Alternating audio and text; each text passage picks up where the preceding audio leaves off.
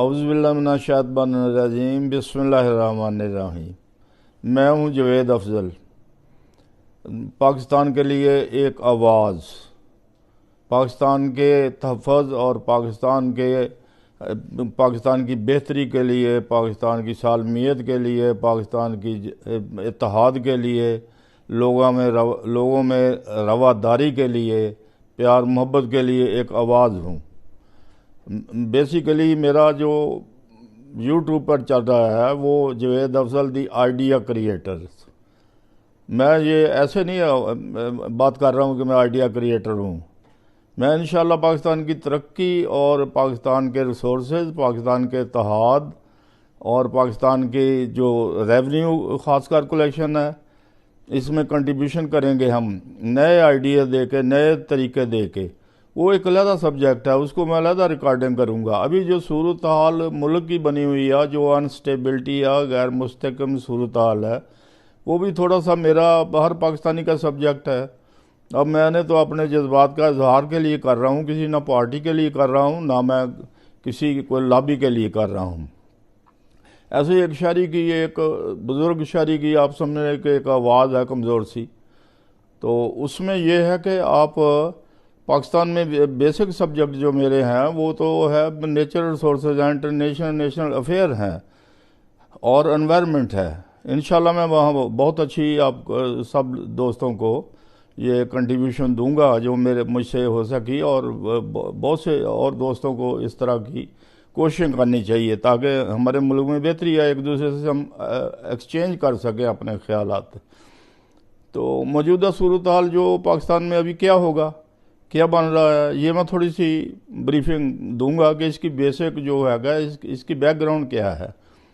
हमारे जो पॉलिटिशियन हैं, हमारे जो करता धरता हैं, जो हमारे गए हैं, जो हमारे पॉलिटिकल जो सिचुएशन चल रही है मुल्क में, वो इस तरह है कि वो ये नहीं कि ये लोग जो हैं खुद ही चला रहे हैं, कोई सियासी पार्टियां चला रही हैं, या ताकत के मराकज़ जो हैं वो चला रहे हैं।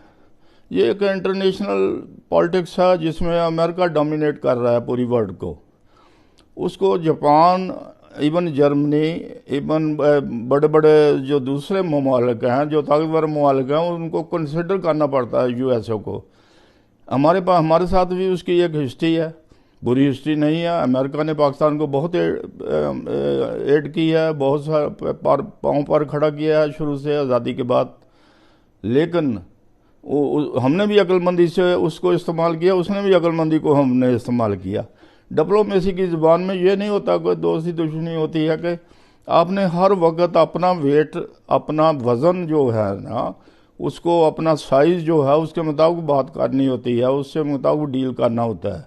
जो बिग पावर हैं उन्होंने अपने मुताबिक करना है, उन्होंने पॉलिसियाँ चलानी है।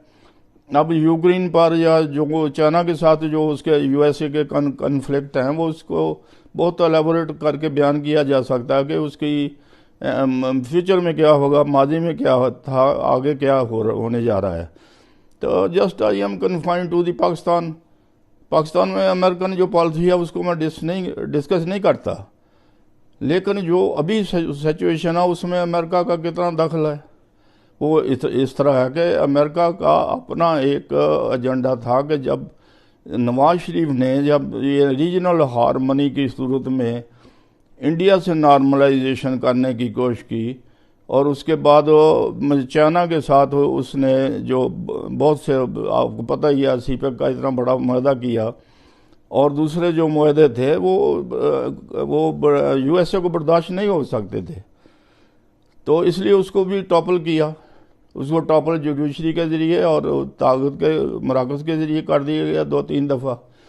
बेशक उसकी आप जिस तरह उस पर ब्लेम लग रहे हैं, जिस तरह उसके नेगेटिव पॉइंट जिस तरह के उसके बयान कीजिए, वो अपनी जगह हैं, वो अपनी जगह, वो तो अभी तक हैं, अभी तक अदालतों में भी साबित हो सकते हैं वो, और भी या दूसरे मुझ जैसे हर आदमी यहाँ कुछ ना कुछ गुनाहगार है।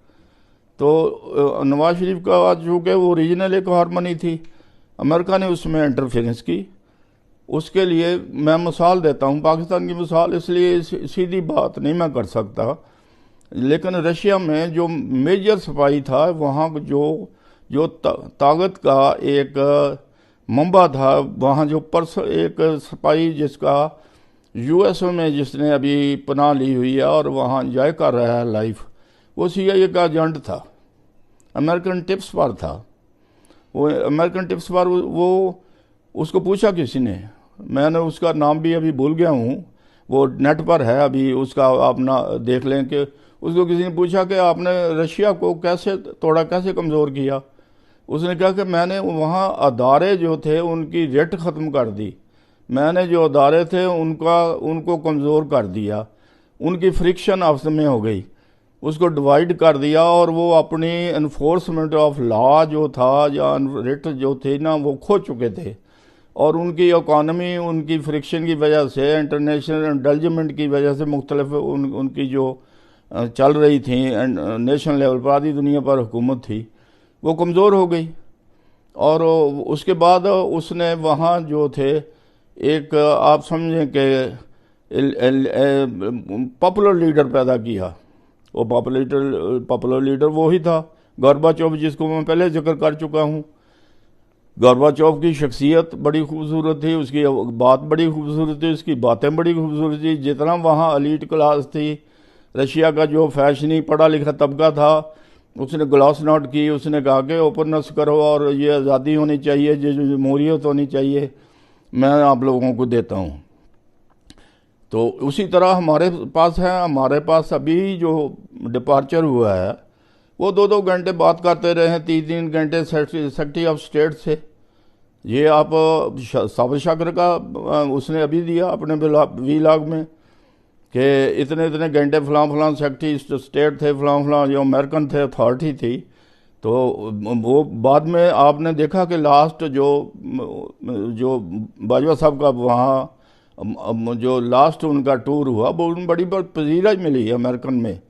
और उसके बाद जो ये गवर्नमेंट आई और शहबाज शरीफ को, ये सब लोगों को वेस्ट में बड़ी पजीराई मिली कि ये सारी चेंज हो गई है, ये सारी पॉलिसी जो है प्रो चाइना थी या चाइना के ज़ेर असर थी, ये चेंज हो गई है, उसको क्रेडिट दिया गया।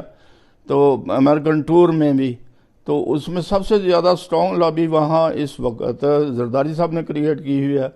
वो कॉन्ट्रैक्ट पर 13 साल से वो चल रहे हैं वहाँ से अपनी एक लॉबी के ज़रिए। अभी जो हमारे टॉप पर विज़िट हुए हैं, हमारी फॉरेन पॉलिसी के जो विज़िट हुए हैं, हमारे प्राइम मिनिस्टर के, हमारे आर्मी चीफ के जो रिटायर हुए हैं, उनमें पाकिस्तान को बड़ी प्रोजेक्शन मिली थी। वो इसलिए मिली थी कि जरदारी साहब की लॉबी भी चल रही थी, उसने बड़ा असिस्ट किया पाकिस्तान को। बुरी बात नहीं थी, पाकिस्तान के इंटरेस्ट में अगर बात हो तो सब ठीक है, लेकिन अपने अपने ज़ाती मफाद के लिए, ज़ाती मफाद की अपनी पॉलिसियाँ लेने के लिए बाहर दूसरी ताकतों को, दूसरे मुल्कों को खुश किया जाए, जहाँ उनको वो तो फिर मुल्क के लिए तो सेटबैक है ना। तो अभी भी जो चल रहा है, तो उन्होंने आप समझ लें कि फिर हमारे पास आप जो देख ले में कौन था जो जिसने ये अदारों को कमज़ोर किया, किसने मुल्क को डिवाइड किया, किसने हमारी इकॉनमी को, सोशल स्ट्रक्चर ख़राब कर दिया, हमारी इकॉनमी ख़राब कर दी। उसके बाद गोर्बाचोव जो है वो भी वो गोर्बाचोव के तराने अभी चल रहे हैं। तो वो गोर्बाचोव ने भी कह दिया था कि हमारे पास तो इकॉनमी ख़त्म है, हम तो इसका बजट नहीं दे सकते, फौज की तनख्वाहें नहीं दे सकते। फिर क्या हुआ, तो वो सारा जो फैशनी तबका था उसके पीछे तालियां बजा रहा था कि ठीक है, ये ठीक कह रहा है, गोर्बाचोव क्या कह रहा है, हमें एटम बम नहीं चाहिए, हमें इतनी बड़ी फौज नहीं चाहिए, हमारे पास ये हम डेमोक्रेसी चाहते हैं। फिर हम अमेरिकन CIA के एजेंट उनके अंदर दाखिल हो गए और उनकी एटमी तनसीबात, उनके मज़ाइल, उनके सारे ज़ख़ीरे एक दफ़ा तबाह कर दिए। उस वक्त पुतिन कर्नल था, उसने दोबारा रिवाइव किया और वो अपने साइज़ में रशिया आ गया। तो अब उसको आगे जो चल रहा है वो चल रहा है। तो हमारे बेसिकली जो ये एक पॉलिसी चल रही थी जिसको कैरी आउट किया और कैरी आउट कर रहे हैं अभी तक। तो जब इकॉनमी बैठ जाएगी, तनख्वाहें देने के लिए पैसे नहीं होंगे, मुल्क की 40 अरब में चाहिए, 40 अरब कहीं जगह से मिल नहीं रहा, 2-4 इलेक्शन हो जाएं तो इलेक्शन और तबाही लेके आएंगे। इलेक्शन में और ख़राबी होगी तो उसके रिज़ल्ट भी, क्योंकि बाद में संभालना मुश्किल हो जाएगा जो सूरत हाल चल रही है। तो बहरहाल ये एक मेरे थोड़े बहुत ख्यालात थे ये इस तरह के कि ये सारी असेसमेंट थी, ये गलत भी हो सकती है, इसमें सारा आप कह सकते हैं कि इसमें ये सारी सेटबैक है। तो लेकिन उसूली तौर पर पाकिस्तान को अल्लाह ताला हिफाजत करने वाला है। अभी जो हमें बड़ी खुशखबरी मिली है, जब जो मौजूदा क़यादत आ गई है तो उसमें हमें हौसला हुआ। अल्लाह मियाँ ने एक मौजा दिखाया, जैसे रूहानी मौजा पाकिस्तान के साथ है कि हमारी जो खासकर आर्मी की क़यादत आ गई है, वो जो उससे बड़े हमें हौसले मिल गए हैं। लेकिन फिर भी हक़ाइक़ अपनी जगह हैं, इंसान अपनी जगह हैं। तो अल्लाह ताला पाकिस्तान की हिफाजत करे, अल्लाह ताला हमारी सबको इत्तेहाद में रखे।